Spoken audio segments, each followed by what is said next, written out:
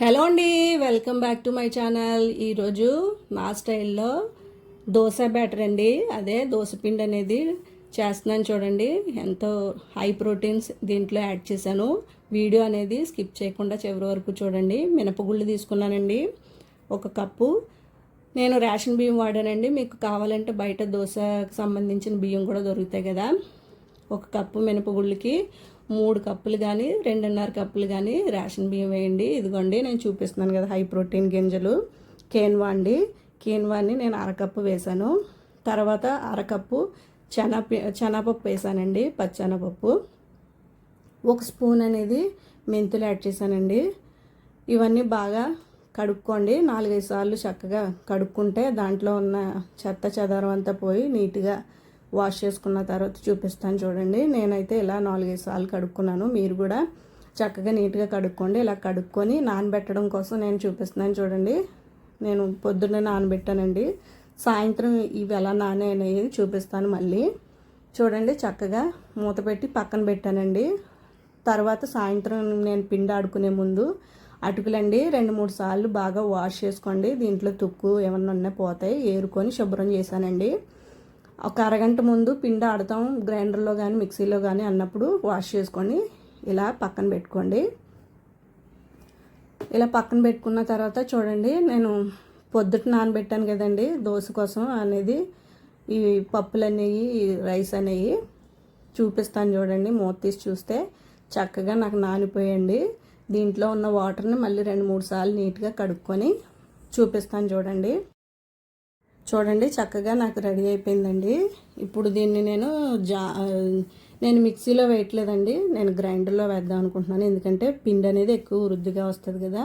చూడండి, కడుక్కున్న పప్పునంతటిని నేను ఇందులో గ్రైండర్లో వేసానండి. గ్రైండర్లో వేసుకున్న తర్వాత ఏదైతే మనం కడిగి పెట్టుకున్నామో అరగంట ముందు, అవి చక్కగా చూడండి చేతితో మెదుపుతుంటే అటుకులు అనేవి చక్కగా మెదిలిపోయినాయి కదండి, చాలా మెత్తగా అయినాయి. దీన్ని కూడా ఆ పిండిలో కలుపుకొని చక్కగా మధ్య మధ్యలో వాటర్ పోసుకుంటూ బ్యాటర్ అనేది మెత్తగా వచ్చేటట్టు ఆడుకోండి. నేనైతే మధ్య మధ్యలో వాటర్ పోస్తూ చేశానండి. చూడండి, వీడియో అనేది ఎక్కడ స్కిప్ చేయకుండా చూసారంటే మీరు కూడా చక్కగా చేసుకోవచ్చండి. చూడండి, చక్కగా రెడీ అయిపోయింది. నేను చేతితో చూపిస్తున్నాను చూడండి, ఎంత మెత్తగా పిండి అనేది ఆడానో.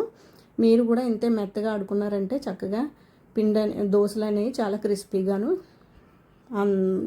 పాడవకుండా మధ్య మధ్యలో ఎలాంటి బియ్యపు గింజలు లేదంటే పప్పులు తగలకుండా వస్తాయండి. ఈ పిండి అనేది స్టోర్ చేసుకోవడం పెద్ద గిన్నె తీసుకున్నానండి.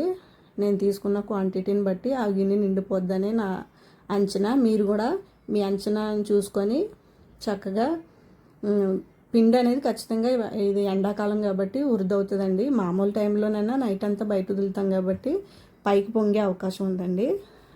నేను దీన్ని మొత్తం పిండి అంతా తీసుకొని గిన్నెలో వేసుకున్న తర్వాత ఒక 2 గంటల పైకి పక్కన పెట్టానండి. చూడండి, పిండి అనేది 2-3 సార్లు ఇలా బీట్ చేసుకున్నాక పైనుంచి కిందకి, కింద నుంచి పైకి కలుపుకున్నాక చేత్తో అప్పుడు పక్కన పెట్టండి. అది కూడా నేను 2 గంటలే బయట ఉంచానండి. తర్వాత అనేది ఫ్రిడ్జ్లో స్టోర్ చేశాను. ఎందుకంటే వేసవకాలం కదండి, పిండి అనేది చక్కగా పొంగి పులిసిపోయే అవకాశం ఉంది ఎక్కువ.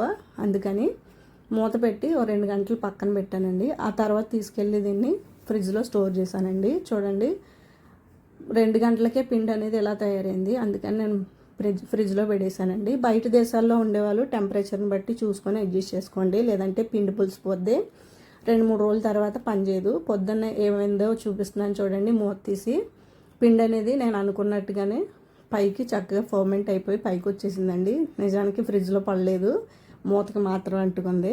చూడండి, పిండి అనేది ఎంత బాగా రెడీ అయిందో. గట్టితో తీసి చూపిస్తున్నాను చూడండి. పిండి అనేది చక్కగా రెడీ అయిపోయింది. నాకు ఎంత కావాలో అంత పైనుంచి కిందకి 2-3 సార్లు బాగా ఈ గట్టితో తిప్పుకున్నాక పక్కన పెట్టుకున్నాను. దీంతో దోశలు ఎలా వేస్తున్నాను అనేది చివరి వరకు చూడండి, వీడియో స్కిప్ చేయకుండా చూడండి. గట్టితో బాగా తిప్పుకున్న తర్వాత నాకు కావాల్సిన పిండి అనేది గిన్నెలోకి తీసుకున్నానండి.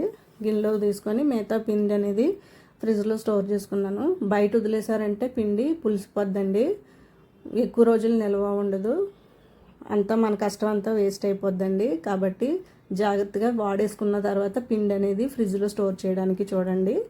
కంపల్సరీ ఫ్రిడ్జ్లో పెట్టాలండి. తర్వాత నేను ఇది మూత పెట్టేసి ఫ్రిడ్జ్లో పెట్టేసుకున్నాను. పిండిలో నేను సాల్ట్ వేసుకున్నానండి. ఈ రోజుకి నేను టిఫిన్ కోసం తీసుకున్న పిండిలో ఎక్స్ట్రా క్రిస్పీనెస్ కోసం సాఫ్ట్గా వస్తాయండి దోశలు అనేవి.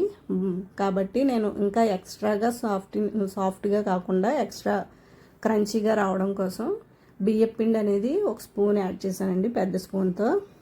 కావాలంటే మీరు ఎక్స్ట్రా క్రిస్పీనెస్ కోసం యాడ్ చేయండి, లేదంటే మెత్తగా చక్కగా తుంచుతుంటే దోశ చాలా బాగా వస్తుంది. ప్యాన్ పెట్టుకొని నేను 2-3 చుక్కలు నూనె వేసుకొని ఆనియన్ ఉన్న ఫోర్క్తో చక్కగా దీన్ని తుడిచానండి. తుడిచిన తర్వాత పిండి వేసి దోశ అనేది స్ప్రెడ్ చేశాను. చాలా బాగా నీట్గా వచ్చింది కదా చూడడానికి కూడా. ఆనియన్స్ వేసుకొని ఆనియన్ దోశ చేశానండి. పైనుంచి వేసుకున్నాను ఆనియన్స్ అనేవి. మీకు కావాలంటే పిండిలో కలుపుకొని కూడా వేసుకోవచ్చు, అది మీ చాయిస్ అండి. నేనైతే ఇలా వేస్తాను, ఎందుకంటే మా ఇంట్లో వాళ్ళకి ఇలా ఇష్టం కాబట్టి. మీరు కూడా మీ టేస్ట్కి తగ్గట్టు మీరు చక్కగా చేసుకోవడానికి ప్రయత్నం చేయండి. చూడండి, ఫ్లిప్ చేశాను. దోశ అనేది చూడండి క్రంచీగా క్రిస్పీగా చాలా బాగా వస్తుందండి. అలానే బాగా క్రంచీగా కూడా ఉండదు, సాఫ్ట్గా కూడా ఉంటుంది. తుంచుతుంటే చక్కగా వస్తుంది. నేను బీరకాయ పచ్చడి మునగాకు పొడితో సర్వ్ చేశానండి. చాలా టేస్టీగా సింపుల్గా రెడీ అయిపోయింది కదా. ఈ బ్యాటర్ ఉంటే చాలండి, ఎన్ని వంటలైనా చేసుకోవచ్చు. పొంగనాలు కూడా చేయొచ్చు. మీకు ఎలాంటి వంటలు కావాలనేది నాకు కామెంట్ చేయండి. ఛానల్ని సపోర్ట్ చేయండి. Like, share, subscribe.